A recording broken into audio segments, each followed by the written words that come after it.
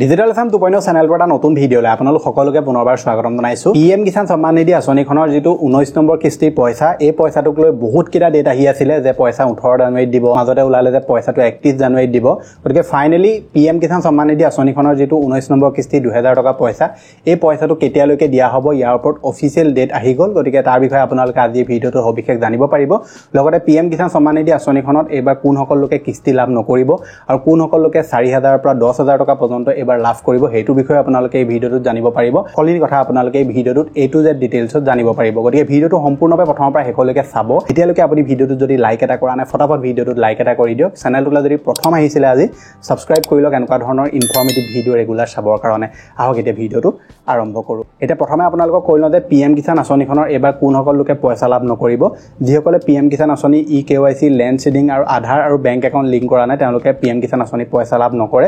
লগতে পিএম কিষাণ আঁচনিৰ ৰিলেটেড এবাৰ বহুত বিলাক ভুৱা হিতাধিকাৰী ওলাইছিলে, ডিষ্ট্ৰিক্টে লিষ্টটো প্ৰকাশ পাইছিলে। গতিকে তেনেকুৱা ক্ষেত্ৰত আপুনি যদি পিএম কিষাণ আঁচনিখনৰ পৰা ভুৱাভাৱে পইচা লৈ আছিলে সেই ক্ষেত্ৰত আপোনালোকে এবাৰৰ পৰা পিএম কিষাণ আঁচনি কোনো ধৰণৰ পইচা আৰু লাভ নকৰিব। যদি আপোনালোকৰ পিএম কিষাণ আঁচনিখনৰ পৰা নামটো কাটি দিয়া হৈছে বাই মিষ্টেক তেনেকুৱা ক্ষেত্ৰত আপুনি CSC চেণ্টাৰ বা আপোনাৰ যিটো কৃষি কাৰ্যালয় আছে তাত গৈ মেলি আপুনি পিএম কিষাণৰ এই কামসমূহ ঠিক কৰিবগে পাৰে। কাৰণ পিএম কিষাণ আঁচনিখনৰ বহুতবিলাক লোকৰ নাম এবাৰ পিএম কিষাণ আঁচনিখনৰ পৰা কাটি দিয়া হৈছে কাৰণ তেওঁলোকে ভুৱা নথিপত্ৰ দি বা ভুৱাভাৱে তেওঁলোকে আঁচনিখনৰ সুবিধা লৈ আছিলে। গতিকে আপোনাৰ নামটো ভুলবশতঃ যদি কাট খাই গৈছে বা আপুনি যদি ষ্টেটাছ চেক কৰোঁতে আপোনাক ইনএলিজিবল দেখুৱাই দিছে তেনেকুৱা ক্ষেত্ৰত আপোনালোকে সোনকালে আপোনাৰ নথিপত্ৰসমূহ লৈ আপুনি এই কামসমূহ ঠিক কৰি ল'ব লাগিব। যদি আপোনালোকে সময়মতে ঠিক কৰি লয় তেনেকুৱা ক্ষেত্ৰত আপোনালোকে আঁচনিখনৰ যিটো পইচা আছে এই পইচাটো পোৱাৰ পৰা বঞ্চিত নহ'ব। লগতে আপুনি EKYC লেণ্ড সিডিং আৰু বেংক আধাৰ লিংক এই তিনিটাও যদি আপুনি কৰা নাই তেনেকুৱা ক্ষেত্ৰত আপুনি পিএম কিষাণ আঁচনিখনৰ পইচা লাভ নকৰে। কিন্তু এটা কথা মনত ৰাখিব, যদি আপুনি আগৰ যিটো 18 নম্বৰ কিস্তি এই পইচাটো লাভ কৰিছিলে তেনেকুৱা ক্ষেত্ৰত আপুনি EKYC লেণ্ড সিডিং আৰু বেংক আধাৰ লিংক এইকেইটা আকৌ কৰাৰ প্ৰয়োজন নাই। যদি এইকেইটা আপোনালোকৰ হোৱা নাই বা কমপ্লিট কৰি থোৱা নাই তেনেকুৱা ক্ষেত্ৰত আপুনি সোনকালে কৰি ল'ব লাগিব, নহবা আপুনি পিএম কিষাণ আঁচনিৰ যিটো 19 নম্বৰ কিস্তি পইচা এই পইচাটোৰ পৰা আপোনালোক বঞ্চিত হ'বলগীয়া হ'ব পাৰে। তাৰ পিছৰ যিটো আপোনালোকক মই এতিয়া আপডেট দিম এইটো হৈছে কৃষি ৰেজিষ্ট্ৰেশ্যনৰ ওপৰত বা কিষাণ ৰেজিষ্ট্ৰেশ্যনৰ কৃষক ৰেজিষ্ট্ৰেশ্যনৰ ওপৰত বা কৃষক পঞ্জীয়নৰ ওপৰত। এতিয়া কৃষক পঞ্জীয়ন যিসকল লোকে কৰা নাই আপোনালোকৰ ডিষ্ট্ৰিক্টত যদি কৃষক পঞ্জীয়ন হৈ আছে সোনকালে আপোনালোকে কৃষক পঞ্জীয়নটো কৰি লওক। কাৰণ বহুতো মানুহৰ মুখৰ পৰা জানিব পৰা গৈছে যে কৃষক পঞ্জীয়নটো যদি আপোনালোকে সোনকালে নকৰে তেনে ক্ষেত্ৰত আহিবলগীয়া পিএম কিষাণৰ যিসমূহ কিস্তি পইচা এই পইচাসমূহৰ পৰা আপোনালোক বঞ্চিত হ'বলগীয়া হ'ব পাৰে। এতিয়ালৈকে কোনো এইটো আপডেট অহা নাই। মই যিমানটো জানো যে 19 নম্বৰ কিস্তি পইচাটো আপুনি পঞ্জীয়ন নকৰিলে লাভ নকৰে বুলি। কাৰণ আমাৰ অসমত এতিয়াও বহুতবিলাক ডিষ্ট্ৰিক্টত এই যিটো পঞ্জীয়ন প্ৰক্ৰিয়া আছে এতিয়াও আৰম্ভ হোৱা নাই বুলি বহুতে কমেণ্ট কৰিছে। আপোনাৰ ডিষ্ট্ৰিক্টত হৈছে নে নাই হোৱা আপুনি কমেণ্ট এটা কৰি জনাব। আপোনালোকে ওচৰৰ যিখন CSC চেণ্টাৰ আছে তাত গৈ মেলি আপুনি কৃষক পঞ্জীয়নটো কৰি ল'ব পাৰে। যদি আপোনালোকৰ ডিষ্ট্ৰিক্টৰ অফিচিয়েল কিবা আপডেট আহিব বুলি আপুনি ৰৈ আছে সেইটোলৈ ৰোৱাৰ প্ৰয়োজন নাই বাৰু। এতিয়া CSC চেণ্টাৰত সুধিবগৈ যদি তাত আপোনালোকৰ কাম হৈ আছে কৃষক পঞ্জীয়নৰ সোনকালে আপুনি মাটিৰ ৰিলেটেড নথিপত্ৰ আৰু লগতে আপোনাৰ আধাৰৰ লগত লিংক হৈ থকা মোবাইল নম্বৰটো লৈ যাব আৰু আপুনি এইখিনি কাম কৰিবগৈ পাৰিব। যদি এইসমূহ কাম আপুনি সোনকালে কৰি নলয় তেনেকুৱা ক্ষেত্ৰত আহিবলগীয়া কৃষি ৰিলেটেড যিকোনো ধৰণৰ স্কিমৰ পৰা আপোনালোক বঞ্চিত হ'বলগীয়া হ'ব পাৰে। গতিকে সোনকালে আপুনি যিটো কৃষক পঞ্জীয়ন এইটো কৰোৱাই ল'ব। এতিয়া পিএম কিষাণ আঁচনিখনৰ যিটো 19 নম্বৰ কিস্তি পইচা এই পইচাটো এইবাৰ যিহেতু সোমাওঁতে কোনসকল লোকে 4000 বা 10000 টকা বা 6000 টকা লাভ কৰিব সেইটো আপোনাক কৈ দিওঁ।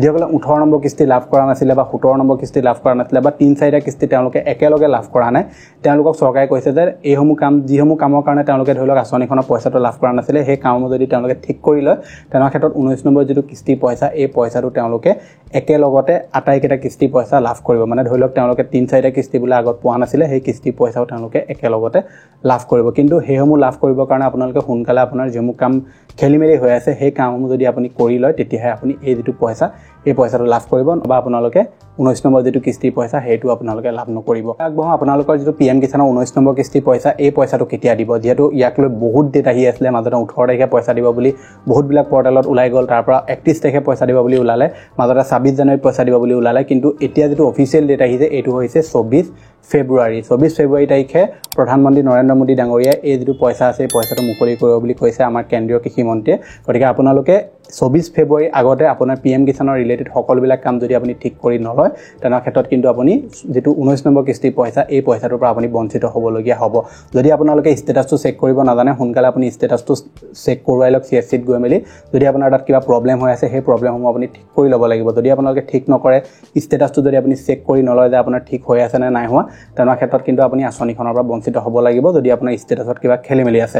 এতিয়া আপোনালোকে বহুতে মোক এটা প্ৰশ্ন সুধিব পাৰে যে পিএম কিষাণ আঁচনিখন আমাৰ সকলোবিলাক ঠিক হৈ আছে আমি তাৰ পাছতো কিয় পইচা পোৱা নাই। কাৰণে আপোনাৰ যদি সকলোবিলাক ঠিক হৈ আছে মাটি কাগজপত্ৰ ঠিকমতে দি থৈছে লেণ্ড সিডিং আধাৰ বেংক একাউণ্ট লিংক আপোনাৰ KYC সকলোবিলাক যদি ঠিক হৈ আছে তেনে ক্ষেত্ৰত আপোনালোকে IPB অৰ্থাৎ ইণ্ডিয়ান পোষ্ট পেমেণ্ট বেংকত এটা একাউণ্ট খুলি ল'ব সেই একাউণ্টটো খুলি লোৱাৰ লগে লগে PM কিষাণৰ যিমানবিলাক লোকে ধৰি লওক পইচা তেওঁলোকৰ একাউণ্টৰ কাৰণে পোৱা নাই সকলো লোকে পইচাসমূহ ধুনীয়াকৈ পাবলৈ আৰম্ভ কৰি দিয়ে সোনকালে আপুনি IPB এটা একাউণ্ট খুলি ল'ব কিন্তু তাৰ কাৰণে আপোনালোকৰ বাকি KYC লেণ্ড সিডিং আৰু আধাৰ বেংক একাউণ্ট লিংক এইকেইটা ঠিক হৈ থাকিব লাগিব যদি এইকেইটা ঠিক হৈ থকাৰ পাছতো আপুনি পইচা পোৱা নাই তেনে ক্ষেত্ৰত IPB একাউণ্ট এটা খুলি ল'ব আৰু সেই একাউণ্টটো খোলাৰ লগে লগে আপুনি PM কিষাণৰ যিটো পইচা সেই পইচাটো লাভ কৰিব কিন্তু IPB একাউণ্টটো খুলোতেও আপোনালোকৰ যিটো আধাৰ কাৰ্ড আছে আধাৰ কাৰ্ডটো আপুনি IPB একাউণ্টত লিংক কৰিব লাগিব IPB একাউণ্ট আপোনালোকে খুলিবলৈ হ'লে ওচৰৰ ডাকঘৰৰ সহায় ল'ব পাৰে বা আপোনাৰ ডাকঘৰৰ যিটো মেইন ব্ৰাঞ্চ আছে আপোনাৰ ডিষ্ট্ৰিক্টত তাত গৈ মেলি আপুনি IPB একাউণ্ট খোলাই ল'ব পাৰে আৰু IPB একাউণ্টটো খোলাই লৈ আপুনি যদি বিচাৰে তেনেহ'লে ডাকঘৰৰ যিটো আপোনাৰ অফলাইন ছেভিং একাউণ্ট আছে সেই একাউণ্টটোৰ লগত লিংক কৰি আপুনি ডাকঘৰৰ